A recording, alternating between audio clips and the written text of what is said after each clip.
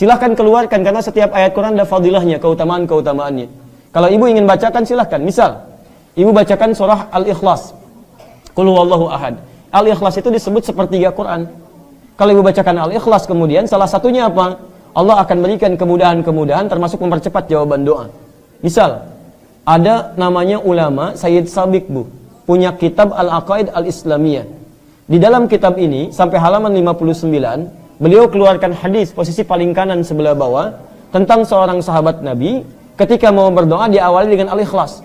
Dia katakan, Allahumma inni as'aluka innaka antal ahad as-samad alladzi lam yalid wa lam yulad wa lam yakul lahu kufuwan ahad. Sebentar. Allahumma inni as'aluka an taghfira liya. Dia mau minta, ya Allah ampuni dosa saya, cuman dia awali dengan surah Al-Ikhlas. Ya Allah, ini hadisnya sahih. Ya Allah, saya akui engkau yang ahad. Ahad, as-samad, tempat bergantung. Lam yalid wa lam yulad, tidak beranakan, tidak diperanakan. Wa lam yakul lahu kufuwan ahad, tidak ada sekutu bagimu. Permohonannya, Allahumma inni as'aluka an taghfira liya. Ya Allah, mohon ampuni dosa saya. Kedengaran oleh Nabi. Tahu kata Nabi, at-tadri bimadza tas'al? Tahukah engkau bagaimana engkau berdoa? Kata orang ini, Allah wa Rasulullah alam. Kata Nabi, laqad sa'alta bi asma'illahil a'zam. Engkau telah meminta dengan nama-nama Allah yang paling utama.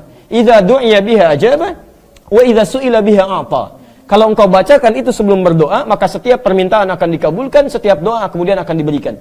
Permintaan diberikan, doa dikabulkan. Kapan dia memulai? Setelah membaca qul huwallahu ahad. Di setiap ayat-ayat Quran, surah-surah Quran itu ada fadilahnya, ada keutamaannya. Al-Mulk ada keutamaannya, Al-Waqiah ada keutamaannya, Ar-Rahman ada keutamaannya, Yasin ada keutamaannya. Maka ibu baca keutamaannya, setelah itu amalkan isinya. Setelah diamalkan, maka fadilah akan diberikan oleh Allah Subhanahu wa taala. Misal, orang tua kita dulu mengatakan, kalau ibu pengen punya anak laki-laki, ganteng, soleh, maka baca surat Yusuf. Kalau anaknya ingin cantik, baik, soleh, maka baca surat. Nah, yang dimaksud itu bukan baca biasa. Dalam bahasa Arab, baca itu pahami artinya. Misal, baca surat Maryam kalau anaknya ingin cantik, perempuan, soleha. Maksudnya, kalau ibu sedang mengandung, nanti lahir perempuan, ibu pelajari surat Maryam. Kemudian bagaimana ibunya Maryam, Hannah merawat Maryam. Misal, ibunya mendoakan dulu kepada Allah, Quran surah ketiga ayat 36.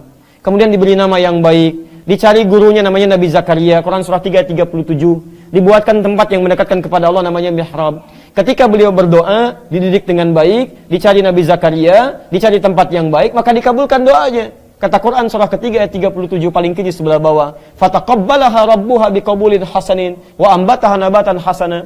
Diterima doanya oleh Allah, ikhtiarnya diterima, maka kami rawat anaknya dengan pertumbuhannya, dijaga oleh Allah. Kapan itu dijaga? Bukan saat dibaca, tapi saat diamalkan isinya. Makanya kalau ibu punya anak perempuan dikandung, lahir perempuan, ingin soleh seperti Maryam, bukan cuma dibaca surat Maryam, tapi diamalkan isinya. Bagaimana Hannah merawat Maryam? Ibu cari kemudian guru yang baik, cari sekolah yang baik, doakan dengan baik. Kalau ibu cuma baca surat Maryam, tapi tidak pernah diamalkan isinya, sampai kiamat kurang 2 hari, gak akan jadi. Gak akan jadi. Al-Fatihah ada manfaatnya. Ibu tahu di antara fadilah surah Al-Fatihah? Misal bisa menyembuhkan penyakit dengan izin Allah. Dulu orang kena kalajengking, Bu, orang Arab, kepala suku. Disengat kalajengking Arab, Bu, nggak main-main. Kena kalajengking Arab, disengat tuh. Ya, cari obat, nggak ada obatnya. Bagaimana kemudian obatnya? Ketemu para sahabat, dikatakan, siapa yang bisa menyembuhkan? Kata dia dengan izin Allah. Dibacakan Al-Fatihah, Bu, sekali. Cuma dibacakan Al-Fatihah sekali sembuh. Padahal tidak ada obat yang lain. Begitu dibacakan Al-Fatihah sekali sembuh. Kenapa orang sekarang baca Al-Fatihah ribuan kali nggak sembuh-sembuh? Masalahnya bukan Al-Fatihahnya, karena bacaan dia tidak sama dengan bacaan orang dulu. Orang dulu dipahami isinya, dihayati maknanya, dia baca dengan iman. Jadi kalaupun ibu ingin belajar Yasin, baca kemudian isinya, terjemahannya baca, fadilahnya amalkan isinya. Setelah itu baca surat-surat yang lainnya, maka Allah akan berikan keberkahan di dalamnya. Jelas ya?